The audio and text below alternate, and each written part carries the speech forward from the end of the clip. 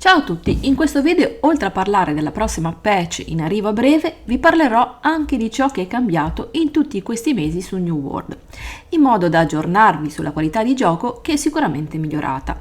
Questo è il momento migliore per tornare a giocare su New World o per andarlo a comprare e fare un nuovo personaggio.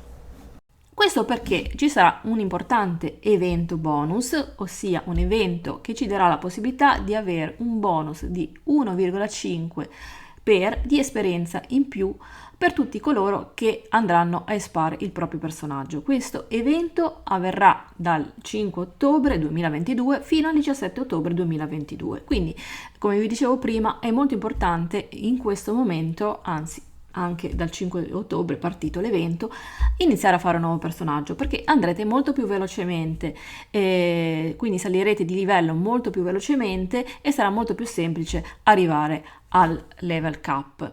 Ovviamente non solo farne uno dall'inizio, ma anche se avete lasciato il vostro personaggio a livello 15, a livello 30, 40, in questo momento sarà ancora più facile arrivare al livello 60, soprattutto per i livelli che vanno dal 50 al 60, che una volta era veramente difficoltoso fare quei 10 livelli, quindi questo è il momento giusto. Dunque adesso andiamo a vedere cosa è stato fatto nel passato, più precisamente nel mese di settembre, che sono state fatte delle novità abbastanza importanti.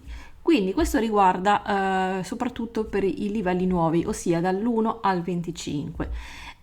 Quindi andranno a spawnare in due zone nuove, poi incontreranno degli NPC più vivaci, sussurri della tempesta e altri punti di interesse unici, oltre ad avanzamento di livello molto più rapido e percorsi di storie multiple e missioni semplificate. Quindi molta più semplicità per quanto riguarda i nuovi personaggi creati. Poi introdotto il deserto di Zolfo. Otterrete informazioni della lore del deserto di Zolfo nei design di livello e nella direzione artistica. Questa vasta zona permette di scoprire New World meglio di qualsiasi altro aggiornamento precedente. I giocatori esploreranno un'ulteriore verticalità, nuove meccaniche con antico glifo e punti di riferimento degni di una nota mentre navigano in un mondo alternativo immerso nella storia egizia. Quindi nuova mappa del deserto di Zolfo, chiamata così, che ricorda molto l'ambientazione egizia. Poi introdotta la gemma a cuore. Questo segmento è incentrato su una nuova meccanica di combattimento appena approdata su New World. Scoprirete come apportare questo miglioramento per sfruttare appieno Heart Runes. Non si tratta solo di aggiungere un'altra abilità attiva, poi magari questa gemma a cuore farò un video specifico per chiarirvi come funziona. E poi una nuova arma, ossia lo spadone. Scoprirete le nuove posizioni di gioco offerte da Spadone. Il team discute inoltre del design delle armi a due mani, i suoni e gli alberi delle abilità. I giocatori, in cerca di nuove possibilità di sfrecciare dietro spada e scudo, potrebbero aver trovato una soluzione. Quindi sembrerebbe che anche lo spadone sia una nuova arma molto forte, poi magari la vedremo meglio nel dettaglio.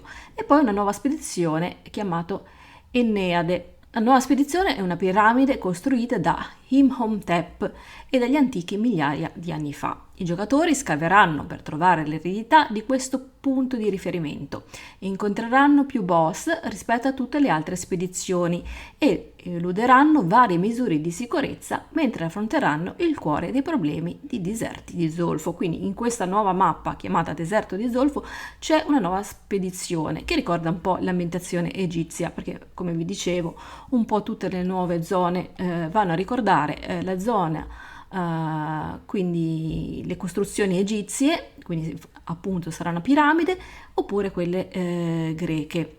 Dunque allora queste sono le novità che sono state già introdotte. Un'altra novità importante è che hanno rinnovato e personalizzato ogni città. Il viaggio rapido è stato ottimizzato, ci sono più punti di viaggio rapido, quindi se dovete fare una missione o una quest lì vicino troverete sempre un viaggio rapido. Aggiunti nuovi eventi, avremo dei nemici che compaiono random o dei boss che uccidendoli ci daranno pezzi di equipaggiamento molto importanti. Io ora non ho ancora provato tutte queste novità, ma mi assicurano che ora i reward sono di notevole importanza e ci aiuteranno a progredire facilmente col nostro personaggio. Dunque, anche un importante cambiamento per quanto riguarda la storia, ossia la lore del gioco. Infatti sarà molto più interessante e molto più coinvolgente.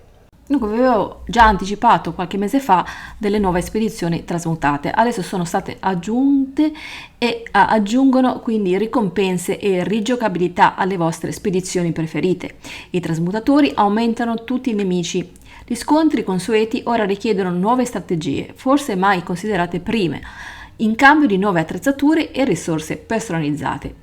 Allora, ci sono 3 tipi di trasmutazioni. Le trasmutazioni elementali, che conferiscono ai nemici della spedizione un danno elementale specifico, aumentando la resistenza a quel tipo di danno, convertendo una parte sostanziale del loro danno in quel tipo di danno e fornendo loro potenti abilità elementali. Poi le trasmutazioni di promozione, che garantiscono alle creature della spedizione nuove potenti abilità. E infine le trasmutazioni di maledizione. Quindi si vanno ad applicare effetti dannosi ai giocatori, costringendoli ad allearsi per vincere il potere della maledizione. A livelli di difficoltà più elevati le maledizioni diventano potenziate, creando ulteriori sfide e tattiche. Quindi è molto importante, la figura dei dungeon, perché queste trasmutazioni ovviamente avverranno all'interno dei nostri dungeon.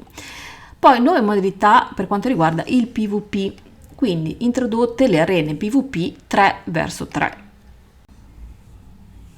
Dunque si tratta delle arene di PvP 3 giocatori verso 3 giocatori. In questi incontri, al meglio dei 5 round, potrete anche guadagnare esclusivi oggetti per la casa. Per poter accedere a queste nuove arene dovrete aver raggiunto però il livello 20.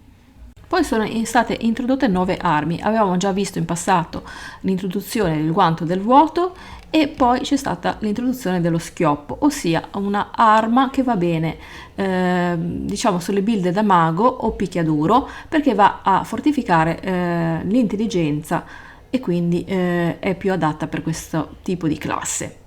Comunque le novità sono veramente tantissime, ve ne cito alcune più importanti, come il deposito ora è collegato tra i territori, le tasse sono state ridotte, il costo del viaggio veloce è stato ridotto notevolmente per semplificare gli spostamenti nel mondo, questa è una cosa molto importante, potete mettervi in coda per accedere a carica dell'avamposto o alle arene da qualsiasi punto della mappa, i giocatori ora hanno munizioni di livello 1 illimitate.